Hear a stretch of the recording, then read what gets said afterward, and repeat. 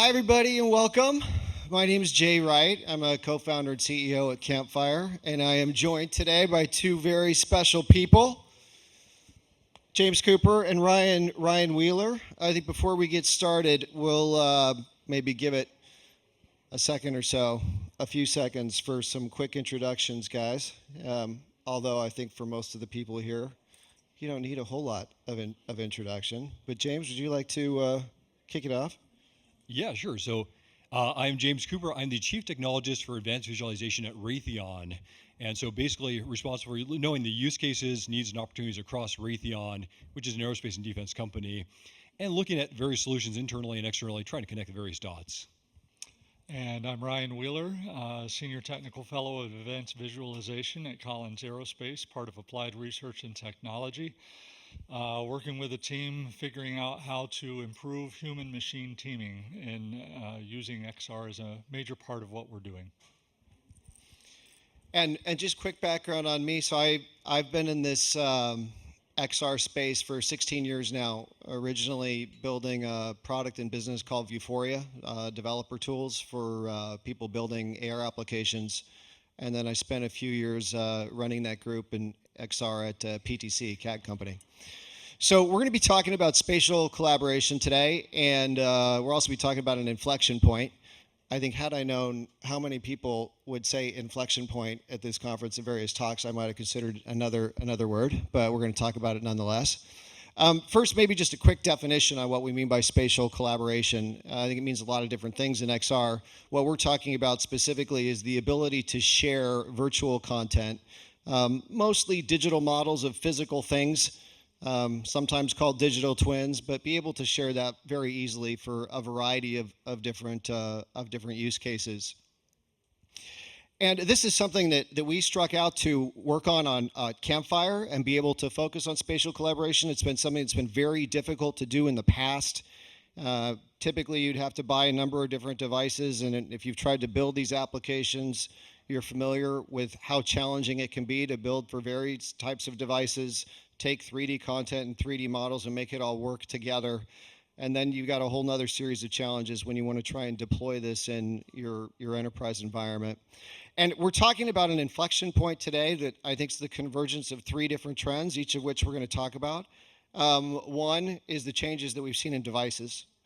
Another is changes that we've seen in software. And then the other is going to be with respect to the cloud and more specifically security in the cloud. So with that, I'm going to go to our first point. And I'm also going to be demonstrating here. This is a real world use case for Gen AI. Yep. So we got some good visuals.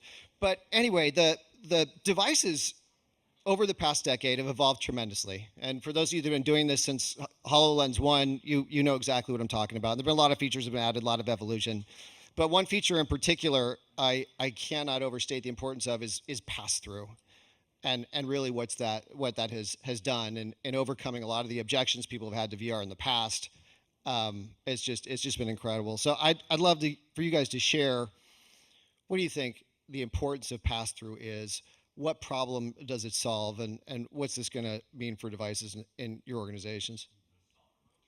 So I think we talked about this, and the story that immediately came to mind for me was probably about 7 years ago, maybe 8 years ago, and I was doing a presentation trying to show off virtual reality to an audience at Raytheon in our large event center. I'm up on the stage, kind of getting ready, doing a little background, rehearsal.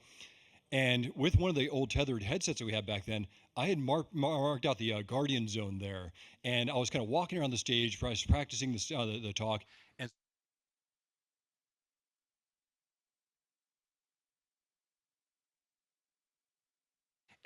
they're shouting at me. So I take off the headset, my foot's still hovering in the air, and I look down and I realized I was just about to take a stage dive. This image here is very appropriate because I was about to take a stage dive right off several feet, headset on. I would have no idea where I'm going. I would just hit the ground really hard. I would think it's an incredible simulation, but that was going to be really bad.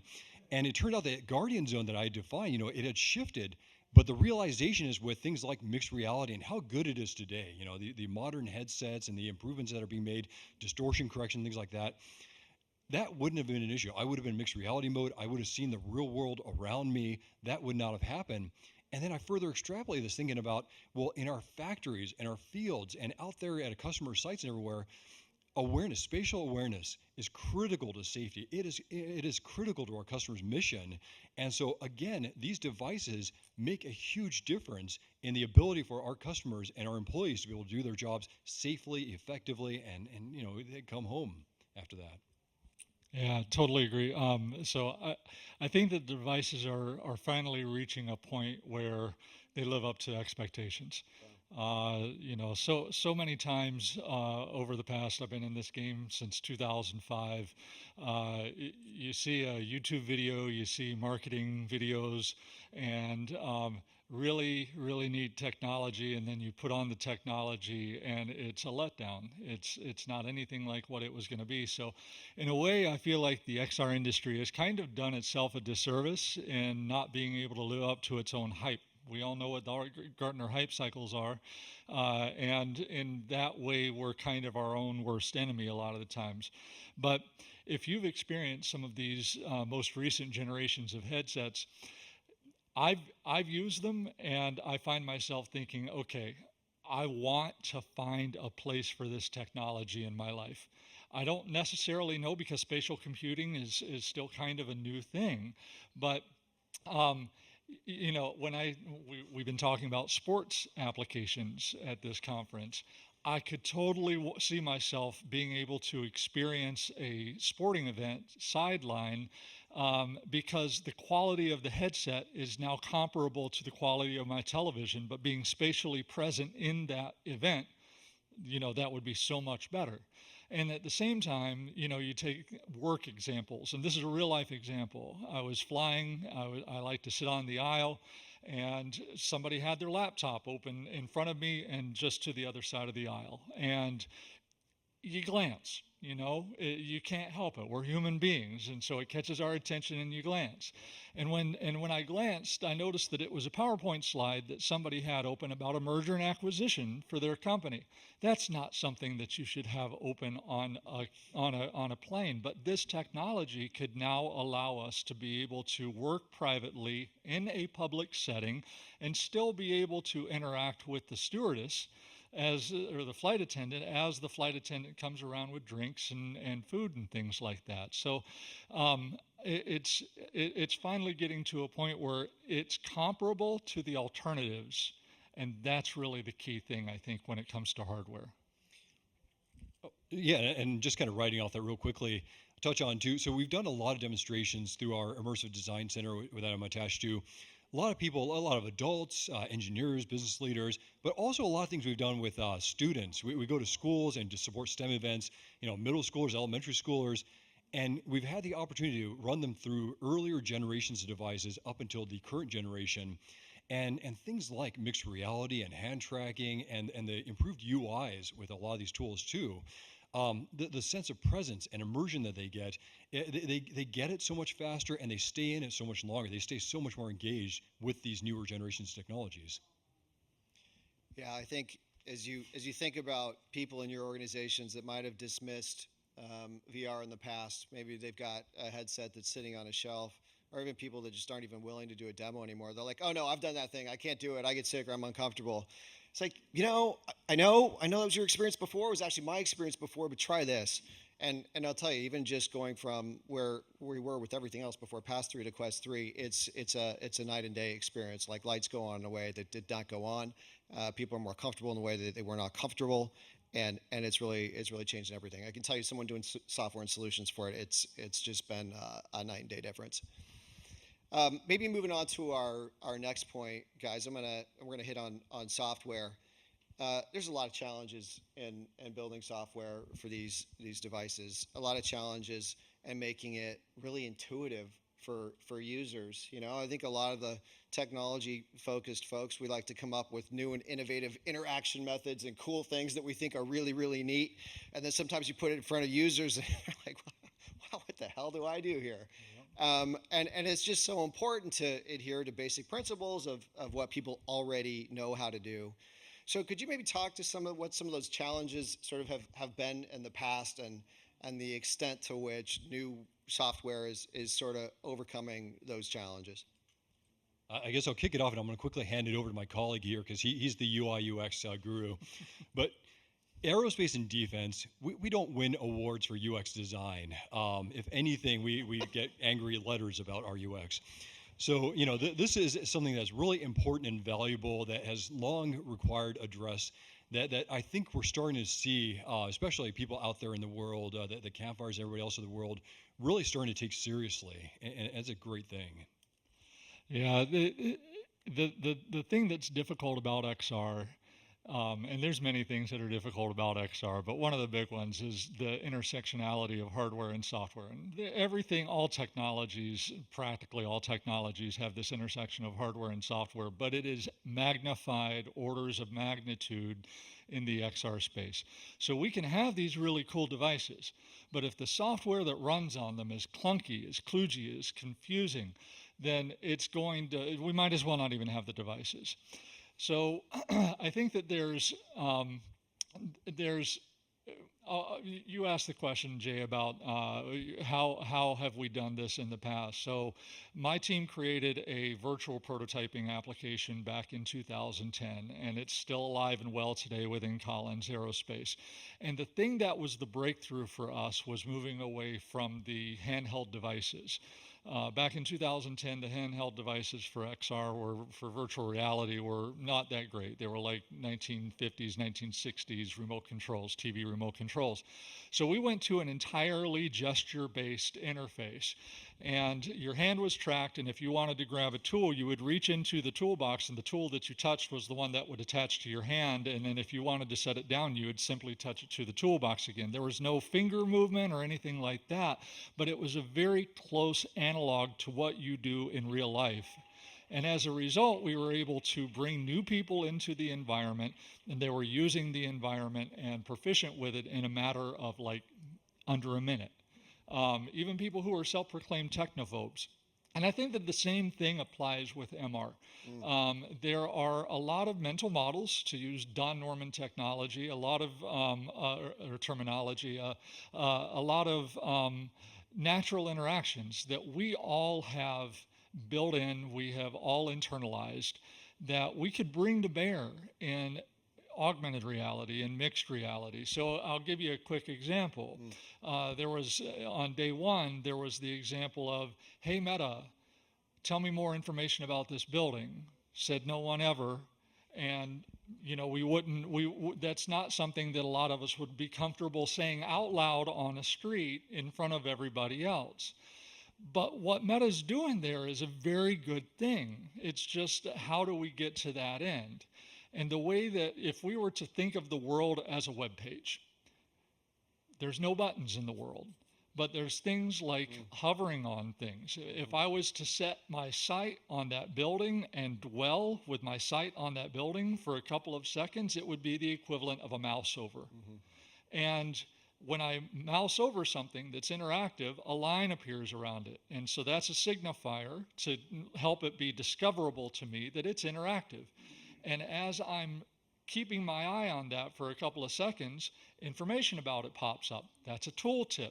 And those are all equivalents to mental models that we have in our daily lives right now that we don't have to expend a button on, we don't have to speak to. It's just a natural way that we interact with digital technology right now today. And we can extrapolate those things. There are going to be some new paradigms, like Apple Vision Pro brought the pinch to wherever your hand happens to be, and that's a very clever way of going about doing that. And maybe that's going to be the new paradigm, in the same way that Apple brought new paradigms to multi-touch interaction with iPhones and iPads. So brave new world, a lot of really cool stuff going on. Yeah, the Vision Pro one is interesting. I think what they did with pinch and gaze really comes across as just an analog for a mouse in space, right? And like everybody identifies with that model. I get it. This is how I move my mouse. This is how I click the button. It makes a ton of sense. Another aspect of software that I think is forgotten when we start talking about XR is there's this tendency to think that the entire experience, the entire application, or the entire system is on the headset. right? And the reality is the headset experience is super important, and it's got to be super, super easy to use because, my God, it better be for me to go through the effort of putting that thing on my head and enduring it or whatever it is that I've got to do. But there's a whole bunch of other people involved in this workflow that this headset person is that are not in headsets. And it might be because they're unwilling or unable, or it just doesn't make sense because they're sitting at a desk somewhere. So, Ryan, I know you've got this experience with what you've built, but how important is it to be able to consider desktop and we call them flat screen users and have a really simple interface for those folks as well? It's absolutely crucial, and that's one of the smart things to, not brag on you too much, but that's one of the smart things that Feel free. Campfire. That's one of the smart things that Campfire has done too. When we created virtual prototype modeling, we said we've identified at that point we had been trying to figure it out for about 4 years using commercial off-the-shelf technology. And again, this is a long time ago, and most of these companies aren't around anymore. And things have improved a great deal as well. But we were trying to figure it out, and we had realized that there were 3 modalities that we needed. We needed an immersive virtual reality interface for first-person, hands-on interactions. We needed a Powerwall virtual reality interface for when we had large audiences who needed to be able to understand the content quickly, so stereoscopic rendering helps with that. And then we needed a desktop interface because almost no one has a head mount display and almost no one has a Powerwall virtual reality system. And if you could make that desktop interface as user-friendly as anything else, then your ability to help the masses gets magnified multitudes. Yeah. And that's why whenever I'm giving a demonstration or talking about virtual prototyping like I did on day one here, we have those 3 modalities, and at the very bottom is the desktop interface, and I'll always say it's the unsung hero. Yeah. It's 70% of the value that we get out of this technology. Yeah. Well, I'll mention quickly too. So I said earlier about going to various schools and STEM events and having other demos within our company, and initially, with Campfire, it was their augmented reality headset that they offered back when we joined them in the pilot program years ago.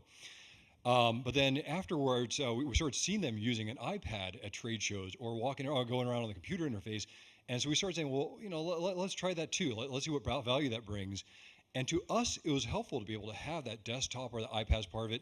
But then we started realizing these other people, adults and children alike, wanted to see what was going on, and they want to interact via these other modes too. And of course, kids, I've got my kids over here too, and you see them on their touch devices, and it is natural and enjoyable to them. And so, having these different modes and being able to interact different modes and interact with each other through these different modes has been a real eye-opener how valuable of a tool it really is. Yeah, and I think for us, the headset experience is the thing I think people get excited about initially. That's kind of the sizzle. But inevitably, most of what people are using in deployments, there's more users in most use cases that are on flat screens than in headsets, and that's okay. That doesn't mean there isn't value here. It all needs to work together. Let's switch over to our stickiest of topics, the cloud. Coming from a CAD background, I came to understand pretty quickly the importance of security with CAD. In software land, our source code is kind of our crown jewels. In physical products land, CAD is sort of the equivalent, and it's got to be kept private and security. And when it comes to defense and aerospace, it's literally a matter of national security. So guys, clouds are here. Everybody has this SaaS stuff, but it has to be secure. How big a problem is this for you to adopt new SaaS solutions? I mean, I've heard you talk about it as various forms of just say no. But what do we do? What do we do to solve it? Well, James hopefully will be able to speak to the solving it a little bit better than I will. I can certainly talk to the just say no side of things. So, aerospace and defense, it's essential that our technical data, our intellectual property, be secured. And you think about something. A quick story. I read a story about a cologne called 8 and Bob that I had never heard about before, but it was the story about how it got named and how it became a marketed product as opposed to a specialty product. It was John F. Kennedy's. It was John F. Kennedy's cologne, and it's my preferred cologne now. But I read it out loud to my wife, in one morning, and after I finished reading this story to her about this cologne, she opened up her phone and started scrolling through social media, and the first thing that she saw was an 8 and Bob ad, and she said, "I've got those features turned off on my phone." Okay, this isn't something that just aerospace and defense should be concerned about. This is something that all enterprise should be concerned about. If there is a technology that you are streaming intellectual property through, your CAD models, your conversations about those designs, your interactions with those designs, if you have that that's being recorded by somebody, then it could be very bad for your competitiveness as a company. I'm a cyclist, and so you take the scenario of um, a person that's specialized. I'll just pick two top of the mind bike companies. A person that's specialized using Gen AI, playing around with Gen AI and saying, "Hey, give me a next generation design of a carbon fiber road bike. Keep it under this weight." And Gen AI comes forward with something, and they end up using that as a springboard for that next generation design. And then lo and behold, it looks eerily similar to one that Trek had created, because Trek was using, cloud-based technologies. Now, this is all fiction, but if the technology is recording those things, and then it could be used by those companies to train Gen AI, then what do you do then? So it's a very difficult situation to be in for enterprise. We all need to go the direction of cloud. It's just the future. The question is, how do we do it responsibly? So I saw a graphic a few years back that was really interesting to me, where it showed the iteration of when the United States would release some kind of defense technology, and then when our kind of competitor states, these foreign actors, would release their version of it, and the time that it took between, us releasing it and then them releasing their iteration of it, it kept getting shorter and shorter over the years. And a lot of it was actually increasing sophistication of their espionage abilities. And of course, having things on networks and servers, that has increased that ability for them to incur upon these systems. Some of it, of course, is local espionage actors, but so it is drilled into us that it is absolutely vital for us to be able to protect this information, national security, the security of our peers and partners out there. So we have in our companies, we have very strong policies and procedures and measures in place. And so on the other side, commercial cloud, when it came out, we understand the benefits of commercial cloud: scalability, being able to spin up different resources, accessibility all over the place. There are many benefits to cloud out there, but commercial cloud just didn't meet the rigor that we require for these capabilities. But now there's GovCloud, and I thank and sometimes apologize to Jay many times, because he's been through this long, painful journey with us, where he said, "Yeah, I'm going to support you. We're going to go on GovCloud. We're going to deploy this." And like I say, we've been working with these guys since December 2020, and we're still not quite there yet, because it is a real. There's a lot of rigor involved in this, but the government has basically said GovCloud is okay by us. It meets our standards, as long as you're also meeting your internal standards that you've had over the years. And so it is a vital component now to us being able to use technologies like Campfire or other cloud distributed technologies for aerospace and defense applications. And so it's terrific, because it's really opened up a lot of doors and capabilities to us. And I'll add that while Raytheon has certainly been on this road for that long, Collins Aerospace has now got it working, and it hasn't taken as long. So we're very excited about. God bless Collins Aerospace.